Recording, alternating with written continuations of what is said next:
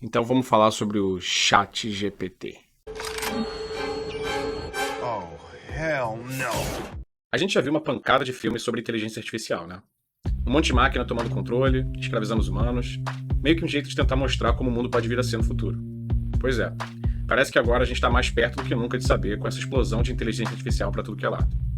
Para ser mais específico, explosão de AI Generative, ou AI generativa, como você preferir. Mas o que é Generative AI? Simplificando, Generative AI é uma inteligência artificial que consegue gerar conteúdo ao invés de simplesmente analisar ou trabalhar com conteúdo já existente. Ou seja, enquanto o Google, por exemplo, que já trabalha há anos com inteligência artificial, usa um algoritmo que trabalha em cima de conteúdo já existente na internet para te gerar um resultado de pesquisa, a Generative AI cria conteúdos novos a partir de informações que você fornece para ela. O nome disso é Prompt Engineering. Mas espera que eu vou falar sobre isso mais lá na frente. É provável que dos últimos dias para cá você tenha ouvido cada vez mais sobre OpenAI e o tal de ChatGPT, ou ChatGPT, como você preferir. Tá bombando no Twitter, Instagram e conseguiu alcançar um público de mais de 1 milhão de usuários em 5 dias, o que já é um absurdo considerando que foi lançado no final de novembro do ano passado. Mas o que é o ChatGPT? O que é esse OpenAI? E como é que essa tecnologia realmente funciona? Vamos lá. A maioria das expressões que eu vou usar aqui são em inglês, porque é como a linguagem de comunicação desse meio acontece. Generative AI tem sido definida recentemente como o assunto mais comentado no Vale do Silício nos últimos meses. E OpenAI é meio que o centro disso tudo. Você deve ter visto um outro programa dele chamado DALL-E, ou DALL-E 2, que é um sistema que gera imagens através de comandos, que são chamados de prompts, e literalmente pode criar uma imagem nova a partir do nada.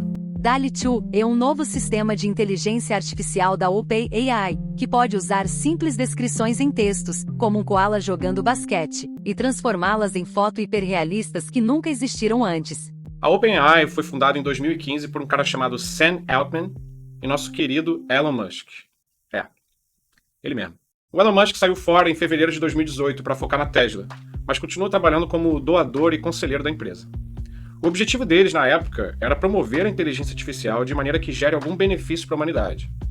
No núcleo principal, a OpenAI é uma empresa de pesquisa de inteligência artificial que migrou de uma empresa de fins lucrativos para lucro limitado. E embora o Elon Musk não esteja mais colocando a mão diretamente na empresa, ele recentemente fez um comentário no Twitter dizendo que o ChatGPT era assustadoramente bom. Mas antes da gente entrar mais a fundo no ChatGPT, é importante mencionar que essa não é a primeira vez que tenta lançar um sistema de prompt e gerador de conteúdo.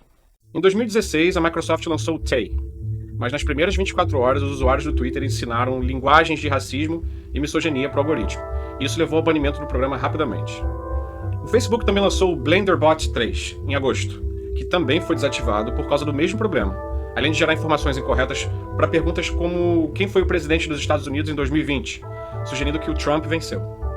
A OpenAI resolveu esse problema contratando um time forte de Moderation API, que nada mais é do que um sistema de moderação que ajuda os desenvolvedores a identificar quando as coisas vão contra a sua política de privacidade, tipo informações inseguras ou até mesmo ilegais.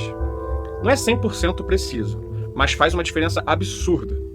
O ChatGPT que a gente conhece usa uma versão atualizada disso para criar texto quase que instantaneamente. E agora que a gente já falou um pouco mais de como surgiu essa tecnologia, eu vou explicar um pouco melhor sobre o ChatGPT, até porque é para isso que vocês estão aqui, né? De acordo com a descrição da OpenAI, eles dizem terem treinado um modelo chamado ChatGPT, que serve para fazer interação de maneira conversacional.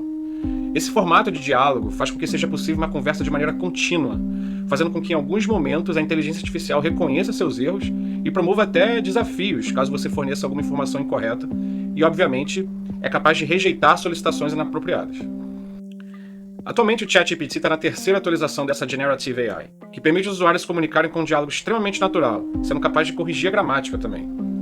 Além disso, ela sumariza textos complexos em versões simplificadas, converte filmes em emojis, que é engraçado, e conserta erros em códigos de programação, de linguagens como Python, CSS, HTML, JavaScript, qualquer coisa, só você tentar. A primeira vez que o ChatGPT foi lançado para testes beta foi em novembro de 2021, através do Playground.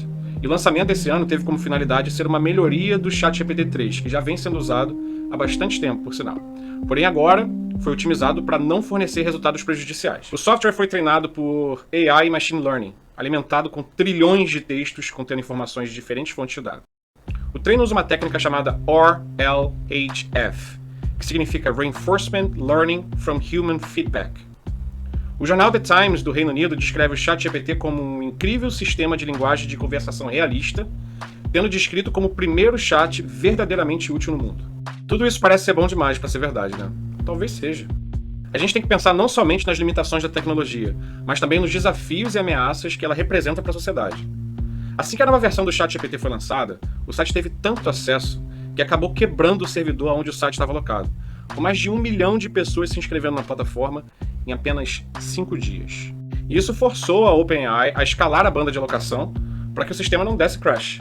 Como de certa forma essa versão ainda está nos estágios iniciais de teste, o conhecimento do algoritmo é limitado e vai até o final de 2021, o que pode fazer com que algumas respostas não sejam tão precisas. Quando o Elon Musk descobriu que a OpenAI estava usando o database do Twitter para treinar parte do ChatGPT, ele interrompeu esse acesso, alegando que agora a OpenAI não é mais uma instituição open source sem fins lucrativos. Então, tecnicamente, eles deveriam pagar por qualquer informação extraída da rede social que agora é dele, né? Como você pode imaginar, existem algumas implicações éticas atribuídas a esse tipo de chatbots, especialmente no que concerne a novos vídeos que surgiram onde programadores usaram a inteligência artificial para escrever os códigos, e também estudantes usando o sistema para responder questões de prova. Look at this. Let's say I have this problem. I just copy from my homework. I'll paste it, and within seconds, it literally shows you how to do it, says how to do the math, and at the end, the answer is... Wait, it's coming. The answer is B. B. And then you can go to the exam, you go to B on number 5. Question 5. B. Alguns espertinhos também compartilharam na internet alguns métodos para poder burlar o sistema de controle de privacidade, forçando a AI a desabilitar o filtro de controle de ética, seguindo um tutorial de como fazer coquetel Molotov, por exemplo. Outros problemas envolvem questões sobre como as pessoas podem fazer para não serem vítimas de uma generative AI. Como, por exemplo, vídeos deepfake, usando imagens de outra pessoa para transmitir conteúdo explícito ou propaganda, levantando questões sobre a privacidade pessoal. O que você vai ver agora é um exemplo prático de como a inteligência artificial pode ser utilizada de maneira maliciosa. O que fizeram foi pegar um dos episódios do podcast do Joe Rogan e, através de 2 inteligências artificiais, uma que copia o rosto e outra que copia a voz, fizeram parecer com que o Joe Rogan estava fazendo propaganda de um produto que ele nunca fez. Algum vendedor da Amazon, através da Amazon, publicou um produto e utilizou a voz e o rosto do Joe Rogan para fazer propaganda desse produto, fazendo com que fosse um estouro de venda. If you've been on TikTok lately, you might have come across a certain video ad featuring Joe Rogan.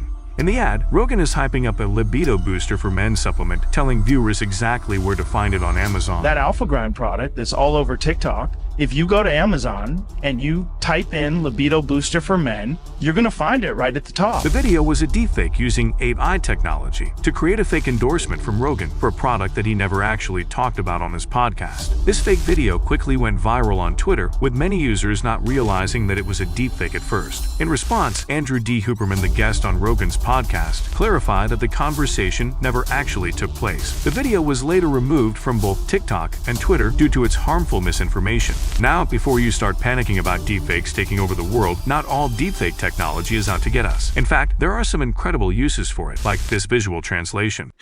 And it's all my fault. 軽蔑してるよね。仕方ないよ。Y es todo por mi culpa. Uma coisa interessante também que tem tirado o sono das pessoas é sobre como isso pode afetar a sua vida e talvez, quem sabe, até fazer você perder seu emprego. O DALL-E 2, que é o gerador de imagem a partir de texto da OpenAI, foi recentemente linkado à plataforma Shutterstock, o que tem causado um certo alvoroço, uma vez que agora os designers estão competindo com a AI para vender suas fotos online. No entanto, o presidente da Shutterstock, Paul Hennessy, tem uma visão um pouco diferente. Ele lançou uma nota que, traduzida do inglês, quer dizer mais ou menos que o mundo é dividido entre aqueles que choram e os que vendem lenços. Isso não se aplica somente a imagens. Tem algumas pessoas dizendo que a habilidade do ChatGPT de gerar textos semelhantes aos escritos por uma pessoa pode ser o começo do fim do jornalismo, enquanto outros acreditam que não, porque a inteligência artificial não tem um nível de pensamento crítico e ético necessário para poder gerar matérias jornalísticas.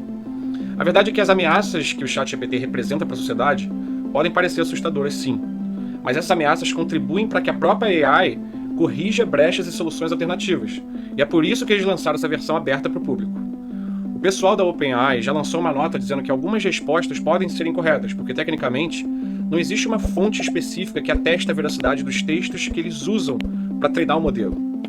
E outra coisa a se salientar é que, às vezes, por conta das respostas parecerem complexas e detalhadas, elas eventualmente acabam levando as pessoas a acreditarem que aquilo está 100% correto, o que pode não ser verdade. O certo a se fazer é focar no lado positivo. Pensar nas pessoas que gerenciam empresas online e agora podem usar a inteligência artificial para coisas como ajudar os clientes com consultas de bate-papo online, que antes levariam um dia todo. Agora elas acontecem de maneira imediata e muito natural, o que consequentemente ajuda na venda. Apesar das limitações e preocupações que vem causando, a maioria das pessoas no mundo da tecnologia vê o ChatGPT como uma visão do futuro. E de fato, Generative AI vai definir a próxima era de inovação e vai mudar completamente a forma como a gente interage com a internet. Tem muita gente também falando que o Google está com os dias contados, uma vez que não faz mais sentido ficar rolando páginas de pesquisa cheias de anúncios, agora que você pode fazer perguntas e obter uma resposta precisa e imediata. O ChatGPT está no ar, e de livre acesso para qualquer um agora, mas pode esperar que em breve, assim como seu antecessor, o GPT-3, que cobra por palavra, o novo ChatGPT vai ser pago. Até porque o serviço precisa se pagar também. A pergunta é: será que eles vão inserir anúncios nas próximas versões ou adicionar pequenas microtransações nas pesquisas? Ninguém pode prever o futuro. Pode ser que a maioria de nós perca o nosso emprego, pode acontecer. Ou pode ser que isso seja somente mais uma ferramenta para que a gente trabalhe de maneira mais eficiente, que é o que tem acontecido agora. O fato é que o crescimento absurdo de números de usuários nas últimas semanas tem sim que se tornar um motivo de discussão entre todos nós. Na minha opinião, todo mundo tinha que estar falando sobre isso em todas as rodas de conversa que acontecem hoje em dia. A gente tem que pensar também que agora, com a chegada da tecnologia e a facilidade na criação de conteúdo, naturalmente a exigência vai ser maior. E cada vez mais as pessoas vão ter que produzir coisas genuínas e se esforçar para imprimir a sua personalidade no que você cria. Porque isso é a única coisa que vai fazer ser possível diferenciar um humano de uma máquina, que é a sua personalidade. Isso daí só você tem. Pelo menos por enquanto.